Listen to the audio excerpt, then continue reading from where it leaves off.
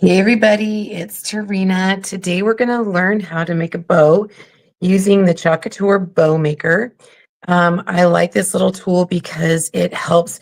It's hard when you're trying to put a bow together and you feel like you're all thumbs and you have to like squish it and hold it and everything. I like this because it really does help keep everything all together and nice and straight.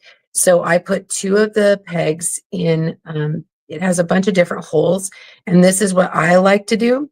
I also made little tick marks with a marker, and these equal an inch each because that way I know how big I want my bow. Okay. You can use a zip tie. I suggest either a zip tie or I'm using a chenille stick or a pipe cleaner, whatever you want. And I like to use a wire-edged ribbon. That it just happens to be Christmas, and so or getting close to Christmas. So we're going to be using a Christmas themed color ribbon. Okay, this one is 1.5 inches wide, which is like a really good um, width. I like that. And again, wire edged is always better because when you floof it up at the end, it'll be nice and full and it'll hold its shape. All right, so the first thing I'm going to do is I put that pipe cleaner in here just at a diagonal. We're going to use it later, and it's better to do it while we don't have any ribbon on here. All right, so the first thing we're going to do is we're just going to, with the right side down of your ribbon, we're just going to put that out there. Now, again, this is 5 inches long. This is going to be a tail. So I'm just going to let it go over the edge a little bit. And then I'm going to give myself some length here to play with.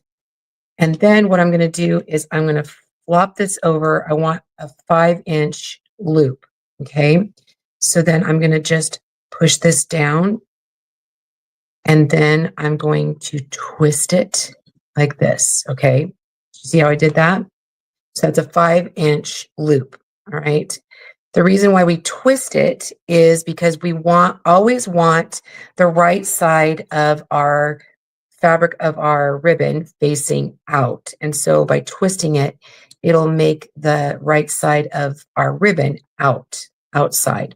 All right. So again, we're going to make that a 5-inch loop, press it down and twist. All right. We're going to continue doing this as many times as we want loops. Okay. So 5-inch. I make my loops all the same size for the type of bow that I'm making. Push it down and twist. You don't have to hurry along or anything. I think I'm going to do 5 loops on each side for a really full bow. All right. And again, 5 inches. You can make 4-inch bows, it's totally, or 4-inch loops, totally up to you. Again, twist. Okay. I know some people like to make the loops different sizes. I just don't, just because that's not how I do it. Twist. And see, again, I have 2 hands free that I can work with my bow. And if you don't use a tool like this, it sometimes, like I said, you feel like you're all thumbs and you feel like you're going to drop it or whatever. And sometimes you do, and it gets frustrating after you've worked on it so long. This just basically gives you another hand. Okay. Just continue doing the same thing. Make that loop, twist. Again, as many times as you want. If you wanted to make it bigger, you can make it bigger. Okay.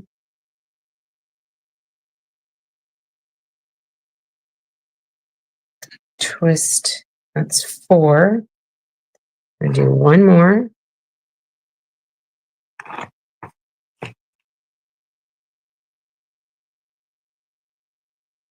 Twist. I like to do uneven numbers on each side because that way my tails will end up one on one side and one on the other. Okay. And then I'm going to finish by twisting.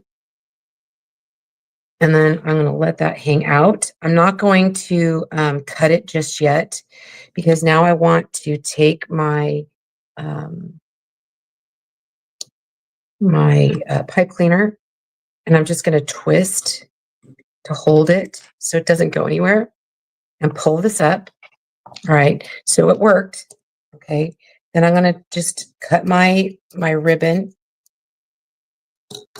So now I've got two tails. See that? Two tails. All right.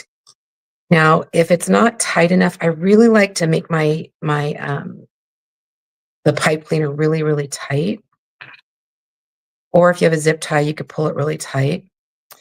Now what I'm going to do is I'm going to just pull the tails down, just like this. Move this out of the way. And now I can floof up my my loops. And what I like to do is kind of like pull them to each side.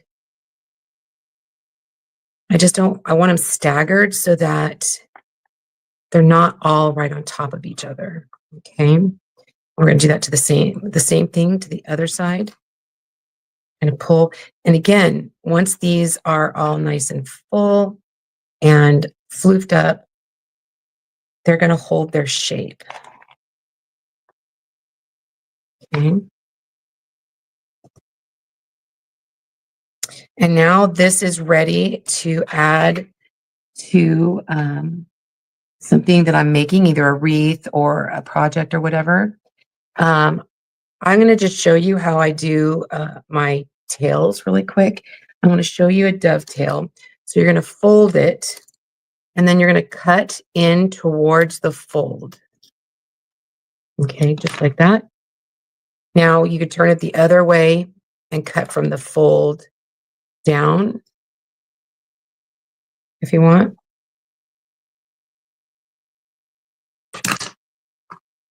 Just like that. Dovetails. Okay.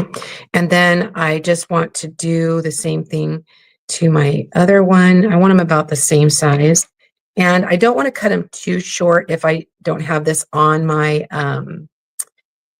piece yet, because I might not want the tails this long. Once I put it on my wreath or my piece, whatever I'm working on. Sometimes I will also add like a loop in the center. You don't have to. Sometimes I do, but I didn't for this one in case I want to put like some, because again, this is a Christmas piece that I'm working on. I could put some bells or some other kind of like thing in the center, and it'll look really cute. So anyway, I hope you guys like this tutorial. If you have any questions, just put them in the comments. And like I said, it is really nice to have the Chalk Couture bow maker. It does help to give yourself another little hand. There are multiple ways of using this. This is just the way that I use it. And like I said, it helps me so that I don't feel like I'm all thumbs. So anyway, have a great day, guys. This has been Tarina with Create with Tree. That's me. Talk to you later. Bye-bye.